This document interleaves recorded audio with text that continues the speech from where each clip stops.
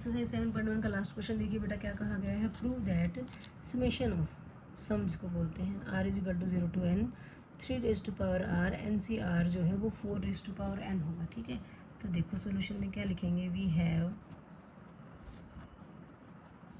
r is equal to 0 to n, ये हम N c are को पहले लिख लेते हैं और 3 रेज टू पावर r लिख लेते हैं। ठीक है, अब हमें क्या पता है, हमने पढ़ा था ना, मैंने आपको बाइनोमियल एक्सप्रेशन कैसी फॉर्म लिखवाई थी कि summation of r is equal to 0 to n n c r होता है और a की पावर क्या होता है n माइनस आर और b की पावर r होता है, जो कि क्या होता है a प्लस बी की पावर n की इक्वल होता है। तो यहाँ देखो हमारे पास जो 3 है वो तो b है, a तो है ही नहीं जो n माइनस आर होता है।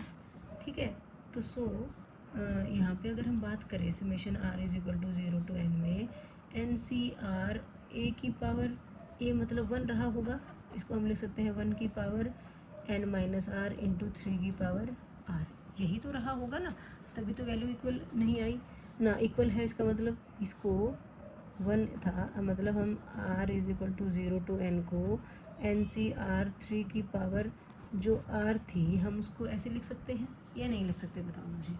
लिख सकते हैं ना, 1 लिख दिया हमने, क्योंकि तभी तो नहीं लिखा होगा ना, क्योंकि 1 की पावर कुछ भी करो तो 1 ही रहता है।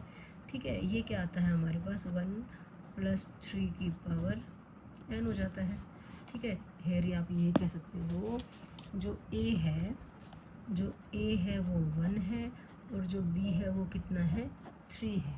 ठीक है, तो हम जब इसको a प्लस बी की पावर n करेंगे तो ये कितना आ गया 4 की पावर n आ गया। बात समझ में आई, क्लियर है बात। देखो बेटा, हमारे पास ये हमें ये दे रखा है वी हैव। ठीक है, वी नो, हमें क्या पता है कि भाई a प्लस बी की पावर n को तो हम ऐसे लिखते हैं, हमारे पास a और b दोनों होते हैं, लेकिन जो हमें दे रखा उसमें b दे रखा है, a नहीं दे रखा। इट मीन्स a कितना है 1 है और b कितना है 3 है, तो हम a प्लस बी की पावर n के लिए 1 प्लस 3 की पावर n करेंगे तो कितना आ गया 4 की पावर n आ गई। हैंस हमें पता चल गया summation of r is equal to 0 to n 3 raise to power n सी r इज इक्वल टू कितना है 4 की पावर n है। Hence proved. ओके बेटा, इसके साथ ही हमारी एक्सरसाइज कंप्लीट हो जाती है। Thanks for watching.